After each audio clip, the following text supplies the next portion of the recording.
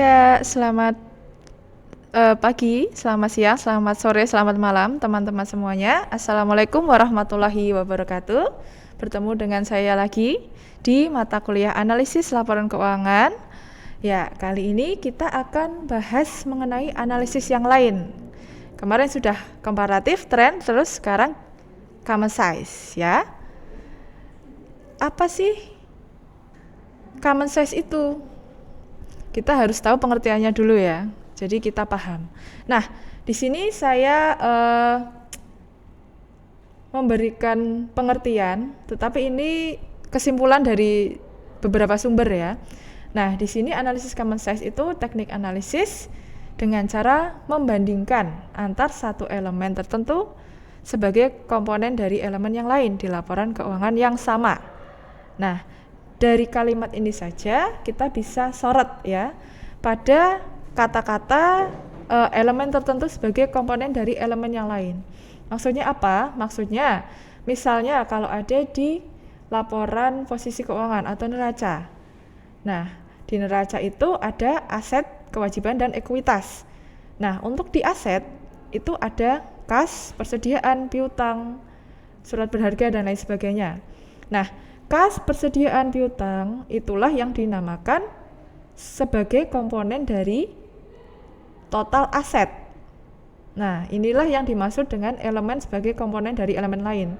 Kas adalah komponen dari total aset. Ya, perlu diingat bahwa kewajiban dan ekuitas itu berbeda ya. Jadi kewajiban itu sendiri, ekuitas itu sendiri.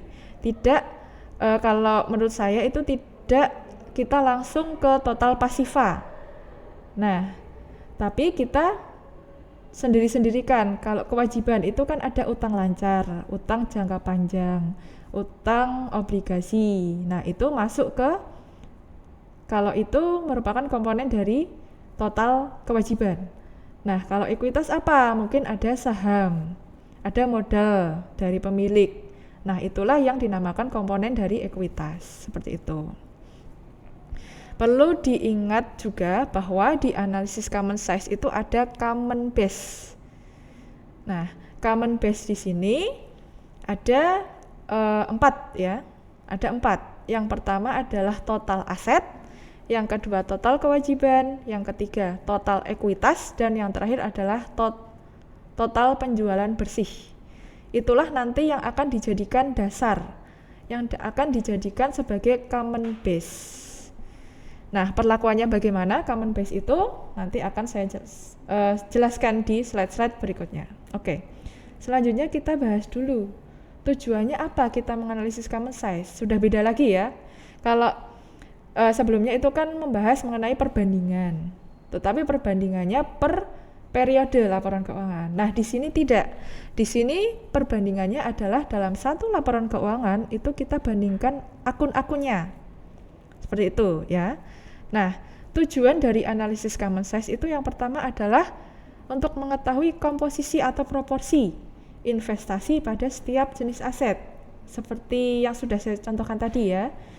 Kalau pada setiap jenis aset itu kan ada kas, piutang, persediaan, dan lain sebagainya.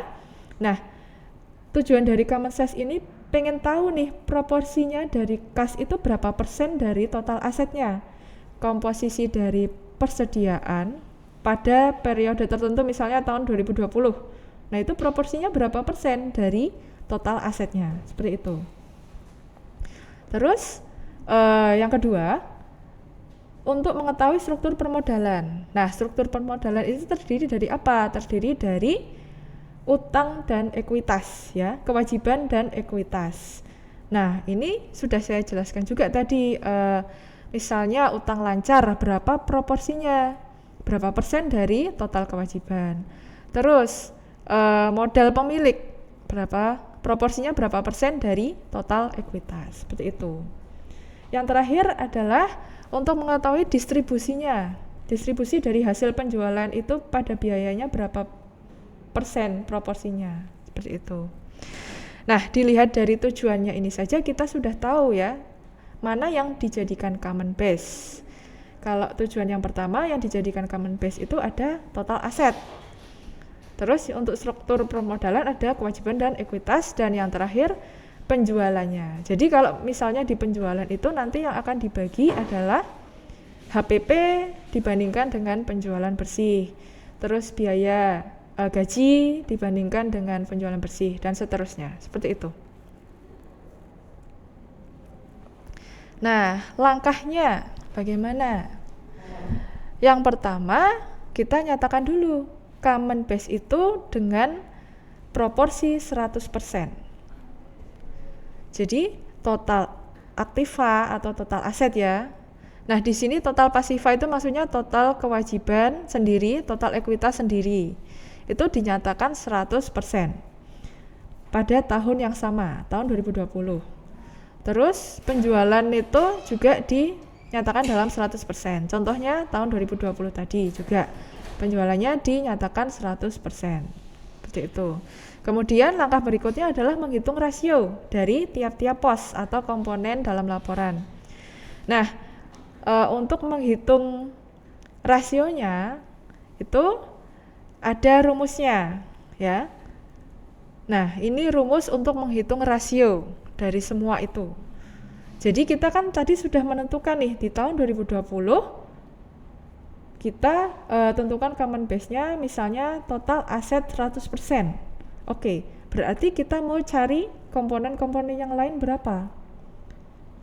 Misalnya kas ya, berarti nanti kita akan bandingkan nilai di kas itu berapa rupiah dibandingkan dengan total aset berapa rupiah dikali 100%. Nah, dari situ kita jadi tahu berapa proporsi dari kas itu berapa persen dari total aset ya. Terus piutang, misalnya piutang itu ada 5 juta, ternyata total asetnya itu 10 juta, berarti apa? 5 juta dibanding 10 juta dikali 100%. Nah, seperti itu ya. Terus begitu juga berlaku di rumus-rumus yang lain, di akun-akun yang lain, seperti kewajiban modal dan elemen laba rugi yang lain. Nah, setelah kita hitung berapa proporsi masing-masing akun di tahun yang sama, kita pasti lakukan langkah berikutnya, yaitu apa? Interpretasi. Contoh ya, kita interpretasi di akun piutang. Misalnya akun piutang itu proporsinya paling besar di antara akun aset lainnya. Misalnya piutangnya kita ada piutang di suatu perusahaan itu ada 30%, sedangkan yang lain itu di bawah 30%. Nah, artinya apa? Nah, itu tugasnya kita ya, tugasnya seorang analis untuk menganalisis kenapa kok bisa proporsinya piutang itu lebih banyak dibanding yang lain. Misalnya ya, kalau piutang tinggi, proporsinya tinggi itu kenapa? Bisa juga kita mengetahui dengan piutangnya besar itu kita jadi tahu, oh ternyata penjualan secara kreditnya itu tinggi. Kita juga jadi tahu ya kinerja marketingnya bagaimana dengan melihat proporsi ini. Oh ternyata penjualan kreditnya tinggi. Terus tapi harus hati-hati. Ini kalau dilihat dari sini kan oh ternyata bagus. Tetapi ingat harus hati-hati. Kalau misalnya piutangnya tinggi itu juga waspada terhadap customer yang tidak bisa membayar kreditnya, membayar penjualan kredit ini atau membayar piutang ini. Jadi dari kita tahu proporsi melalui analisis common size, misalnya tadi piutang, kita jadi tahu masalah di perusahaan itu apa. Kita jadi tahu bagaimana strategi yang harus kita lakukan untuk di tahun-tahun berikutnya. Ya. Kalau tadi piutangnya besar berarti penjualannya kreditnya tinggi, tetapi juga harus mengingat bahwa ada risiko di situ, risiko piutang tak tertagih. Nah, seperti itu ya. Oke.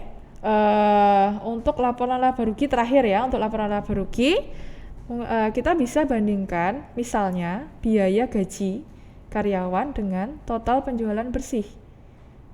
Nah, distribusi dari penjualannya itu terhadap biaya gaji itu seberapa? Kalau proporsinya tinggi, tentu baik untuk karyawan ya, karena karyawan mendapatkan gaji yang tinggi, atau mungkin juga karyawannya banyak atau ada rekrutmen karyawan, jadi proporsi biaya gajinya tinggi. Tetapi juga harus ingat ya, harus dibarengi dengan kinerja penjualannya juga. Kalau biaya gaji karyawannya naik, penjualannya turun, itu kan tidak efisien ya.